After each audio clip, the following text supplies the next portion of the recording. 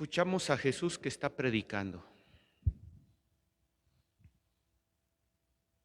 Y como predicador dice cosas incómodas. Ahora que tenemos las redes sociales, que tenemos a muchos padrecitos famosos en YouTube, se cae en el error de quererle decir a la gente lo que a la gente le gusta escuchar, cuando la función de un predicador no es esa. La función de un predicador católico es transmitir a Cristo, según la tradición de la Iglesia. La función de un predicador es que Dios toque los corazones por medio de su predicación, para que éstos se conviertan y abracen la salvación. Cuando luego un predicador dice algo un poco más duro de lo normal, pues de inmediato hay gente que dice: oiga, padre, eso no lo debería de decir porque la gente se va a enojar. Y por eso hay tanto padrecito que mejor no dice las cosas, para no enfadar a la gente, para que la gente esté a gusto, para que la gente se sienta bien, para que la gente siga viniendo.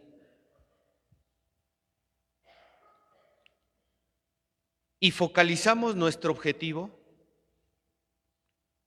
en que la gente esté a gusto, en que la gente esté bien, cuando en realidad ese no es el objetivo de la predicación. Y tenemos el ejemplo el día de hoy en el Evangelio de Jesús. Jesús habla y muchas veces sus palabras incomodan. Cuando dice: conozco el corazón de los hombres y sé que Dios no habita en ellos. Porque el gran y antiguo pecado del hombre desde los inicios de la creación fue que creen que pueden ser como Dios o mejores que Dios. En la catequesis de adultos me decían: oiga, es que entonces el pecado original no fue el acto sexual. No. El pecado original fue cuando el hombre quitó a Dios de su vida y se colocó en el lugar de Dios. Y a veces cuando hacemos este tipo de predicaciones para darle gusto a la gente, yo creo que puede suceder lo mismo. Predicar para alabar a la gente y olvidarnos de Dios es quitar el lugar de Dios en la predicación. Y por eso el reclamo de nuestro Señor Jesucristo. Porque a veces decimos que tenemos fe, que creemos en Dios, que nos acercamos a vivir la fe en la iglesia, pero no dejamos de buscarnos a nosotros mismos. Cuando voy a encontrarme con Dios, sigo colocándome yo al centro de la relación. Y en una relación entre Dios y el hombre, ¿quién debe de estar al centro? Y precisamente en la Cuaresma es parte de lo que nos vamos preparando. Que yo sepa desprenderme de mí, que yo sepa caminar con Jesús, que yo sepa mirar mi interior para darme cuenta todo aquello que debo de soltar. Pero cuando vamos llegando a la Semana Mayor, al inicio de la Cuaresma, caminamos con Cristo, miramos el interior de nuestro corazón. Pero cuando vamos ya en la recta final de la Cuaresma, paulatinamente debemos dejarle el lugar principal a nuestro Señor. De hecho, en la Semana Mayor, toda nuestra atención deberá estar puesta en el misterio salvífico de Jesucristo, en su pasión, muerte y resurrección. Claro, lo hemos dicho en otros momentos, la vida no es fácil, la vida es dura y traemos cargando infinidad de dificultades. Y lo que nos sostiene es colocarlas en las manos de Dios. Pues bien, vayamos preparándonos para que al menos en la Semana Santa nuestra única preocupación, nuestro único dolor, nuestra única intención sea acompañar a Jesús en su camino de dolor, en el Calvario, en su muerte, acompañar a su Madre Santísima. Porque de verdad luego hay personas que dicen, yo te pido por mi necesidad, el 1 de enero, el 2 de enero, el 3 de enero, el 25 de diciembre, el 31 de diciembre, todos los años yo te pido por mi necesidad. Oye, ¿y las cosas de Dios? Ah, no me interesan, eso no me interesa. A mí me interesa mi intención. Y hay del Padre si no la menciona. Bueno, parte de nuestra formación para vivir la Pascua es que debemos de unirnos en una misma intención para la Semana Santa. Acompañar a Jesús, viviendo junto con Él el camino del Calvario, viviendo junto con Él los misterios que a la larga nos dieron salvación. Y por eso es el reclamo de nuestro Señor. Decimos que hemos recibido a Dios, decimos que creemos en Dios, decimos que vivimos las cosas de Dios, pero no dejamos de colocarnos nosotros en el sitio de honor. No dejamos de colocarnos en el centro. Hacemos a Dios a un lado del altar para ponerme yo en el altar. Y el Evangelio nos dice, por una vez, de una vez por todas, recibamos al enviado de Dios. Coloquemos al enviado de Dios en el centro de nuestra vida de fe y sobre todo en este tiempo de Cuaresma donde ya vamos a vivir la Semana Mayor. Nos habla del testimonio. El testimonio que da Moisés de él, el testimonio que da Juan Bautista de él, el testimonio que da la Sagrada Escritura de él. Si creyeras a Moisés, me creyeras también a mí, porque Jesús es el nuevo Moisés. Moisés nos dio las escrituras que Dios le dio en el Sinaí. Jesús es la escritura misma que nos habla. Juan el Bautista lo señaló como el Cordero esperado. Jesús es ese Cordero que se entrega por la vida de la humanidad. San Jerónimo ya nos decía, desconocer las Escrituras es desconocer a Cristo, porque todas las Escrituras nos hablan de Jesús. Mis obras dan testimonio de mí, mi Padre da testimonio de mí.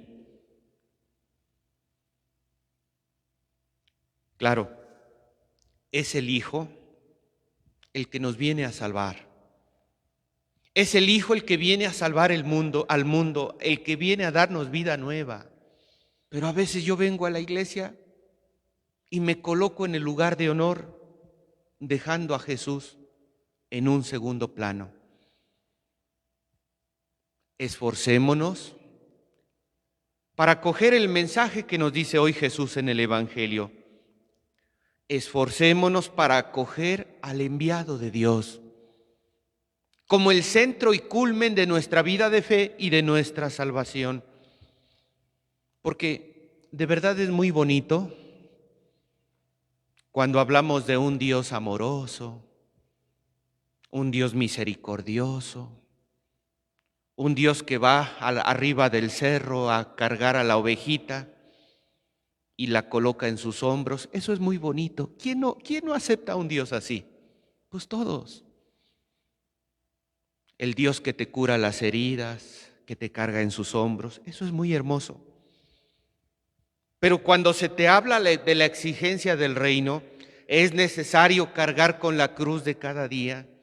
Es necesario asumir el camino de dolor y de sufrimiento. Es necesario ser despreciados por el mundo para mantenernos fieles a Dios. Ahí es donde muchos dicen, no, mejor, ahí nos vemos. Luego hablamos de eso. Ese Dios ya no me interesa. Y es precisamente el núcleo del misterio de salvación que Jesús viene a realizar en medio de nosotros. ¿Cómo realiza Jesús la salvación? Siendo despreciado, siendo maltratado, siendo golpeado, siendo sacrificado, derramando su cruz, derramando su sangre en la cruz que cargó durante todo el camino del Calvario. Ese es el Dios que nos salva, hermanos. Y a veces es el Dios que no queremos ver porque nos incomoda, porque nos saca de nuestra zona de confort, porque nos quita ese lugar privilegiado que nosotros nos hemos construido. El mismo Señor le dijo a Moisés, baja del monte, porque el pueblo que tú liberaste del pecado, el pueblo que tú sacaste de Egipto, se ha pervertido. Se ha pervertido. ¿Esto qué nos dice? Que el hecho de que hayamos conocido a Dios, el hecho de que lo podamos recibir en la comunión, el hecho de que hayamos vivido uno o varios retiros, no nos exime de poder caer en la perversión respecto de las cosas de Dios. El pueblo de Israel fue liberado de la esclavitud de Egipto y sin embargo cayó en la perversión. Se hicieron dioses de metal, un becerro, y se postraron ante él, diciéndole, este es tu Dios, Israel, el que te sacó de Egipto.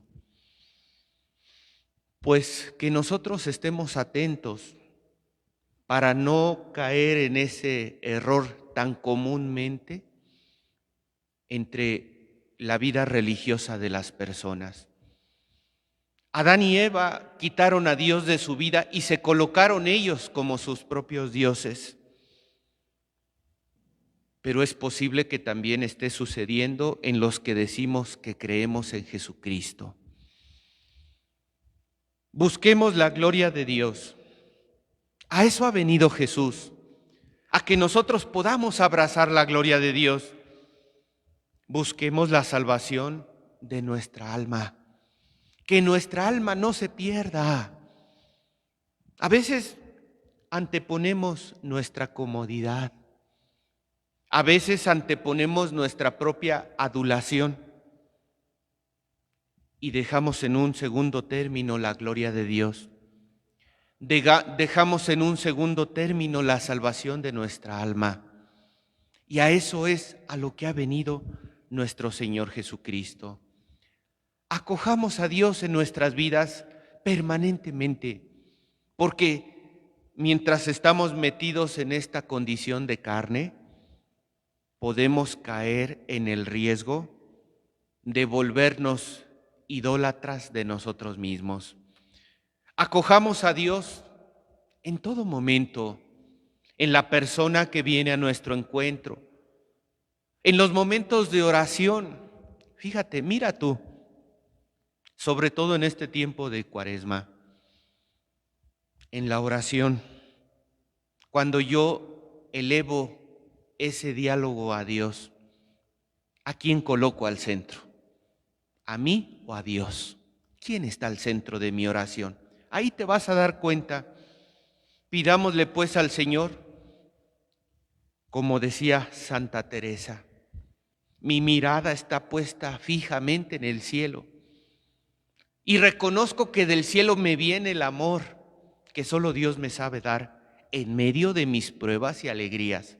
Pero ¿quién está al centro?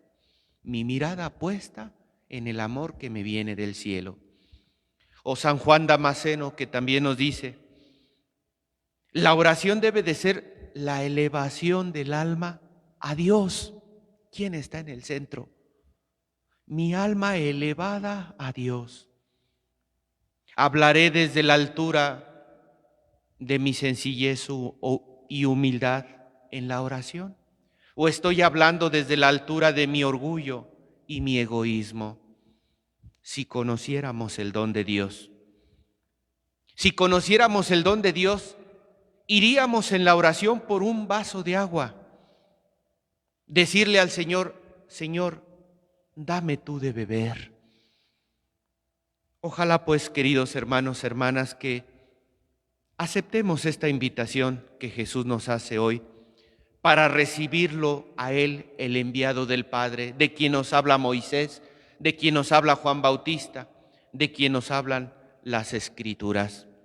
Y vayamos configurando nuestra vida en este tiempo de Cuaresma que se acerca a la Semana Santa, para abandonar nuestra propia vida y fijar nuestra mirada en el Señor que viene a salvarnos. Que así sea. Y así sea.